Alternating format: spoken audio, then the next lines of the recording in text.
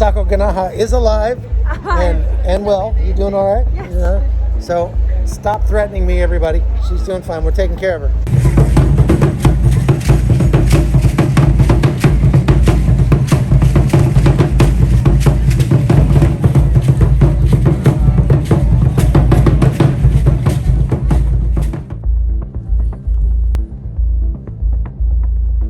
And it's raining so hard.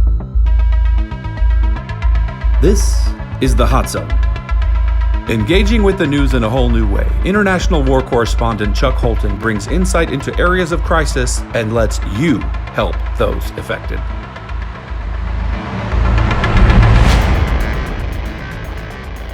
Hey folks, welcome to the Hot Zone. This is Chuck Holton, and I'm in Tapachula, Mexico today, and we're literally surrounded by foreigners, non-Mexicans, migrants, and one very special foreigner, Masako Ganaha. I'm not migrant. And she's not a migrant yet, but she may have to cross illegally back into the United States to get there if they won't let her in, right? Well, I mean, it might be easier than waiting in line. We've been here just for an hour or two. We flew in last night to a place called San Cristobal de las Casas, which is one of my favorite places to visit in Mexico or anywhere else for that matter. It's a beautiful mountain town, really pretty, with a neat history of insurgency under the Zapatista movement, which happened back in the early 90s.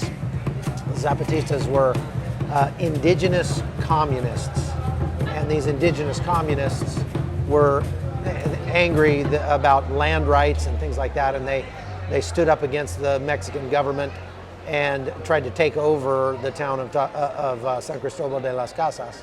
And the government sent in a bunch of troops and massacred a bunch of people, and then they had this ongoing war for like more than 10 years. It went on for a long time up there. And there's still some remnants of that. Actually, we were surprised to see that this rural part of southern Mexico is struggling with its own problems with basically Antifa. They're called the Normalistas, and they're Marxist students who are, against everything that the government is doing, and they're against taxes and against basically everything, just going around spraying graffiti everywhere, wrecking things, acting like Antifa. I'd like to do some more study on that, but right now we're here studying about migrants. Now, if you look right over my shoulder there, a guy in the kind of blue shirt that's facing me is from Guatemala. I just spoke with him, and he lived in California as an illegal migrant for many years. And he was arrested in California on a domestic violence charge. He spent a year in prison in California and then was deported for being a felon back to Guatemala. That was about 4 years ago, and now he's on his way back to the United States. I asked him why he was on his way back to the United States, and or why now and not why didn't he come back immediately? And he said, well, Donald Trump, now the border is open. That's a refrain that we're hearing over and over here.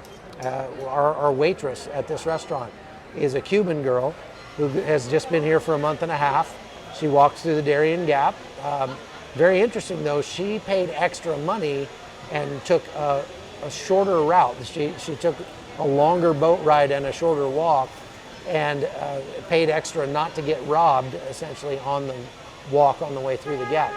She didn't have anybody in her group die, but she did see dead bodies on the trip, and she said it was horrific, but it was only 2.5 days for her. And she came out in Bajo Chiquito, right where we were a couple weeks ago, and then she made it here to Tapachula after some time working her way. Hola, ¿cuál es tu nombre? What's your name? ¿Cuál es tu nombre? Ángel, Ángel. ¿De dónde eres? Honduras. De Honduras. Wow, estás trabajando. Yeah? So Ángel is selling candies. He's from Honduras. His parents are probably around here somewhere. So he's out working the streets trying to make money. Our waitress, the Cuban girl, came in with her husband, and she said that it cost her about $166 a month for an apartment here. So they're on the higher end of the migrants coming through Tapachula. You have all sorts here. You have people from Guatemala, you have people from the Northern Triangle countries, you have people from Africa, from India, from Somalia, from Haiti and Cuba very much. And we're seeing lots of Haitians and Cubans around. So she came here, got a job under the table, getting paid under the table, doesn't pay any taxes, and is getting paid to be a waitress while she waits 4 or 5 months to get her visa that she needs to cross Mexico into the United States. So Mexico, for some reason, is requiring these visas. They didn't always do that. That's a Trump era thing. It started under the Trump administration, and maybe it makes Mexico more money. Maybe it slows down the migrant flow. I'm not sure why they do it, but all these migrants have to wait here in Chiapas state, the southernmost state of Mexico, for going, something like 4 or 5 months until they get that visa that allows them to leave Chiapas state and go to the United States.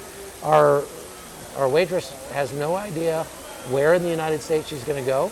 She doesn't have any idea if she's going to go to Texas or Arizona or California. She just knows she's going to the United States, and she'll make it up when she gets there. That's a very common thing here. As I said, there he went. He just walked off. This Guatemalan guy, he lived in California. He has a wife in California, ex-wife, and he is a convicted felon. He spent a year in prison in the United States, was deported, and then came back, waited until Trump was gone, and now he's on his way back to the United States. He's very clear about that with me, and he's very clear about the reason. It's not because he was being persecuted in Guatemala, it's because he can make a couple $100s a day working construction in the United States. He was very clear about that as well. So this is what we're seeing, and we're going to have a lot more coming up from our trip to southern Mexico over this week, and maybe even longer depending on what we get. So stay tuned. Thanks for watching The Hot Zone. I'm Chuck Holton. We'll see you later. The Hot Zone is produced by Amy Holton and Livefire Media. Copyright 2021.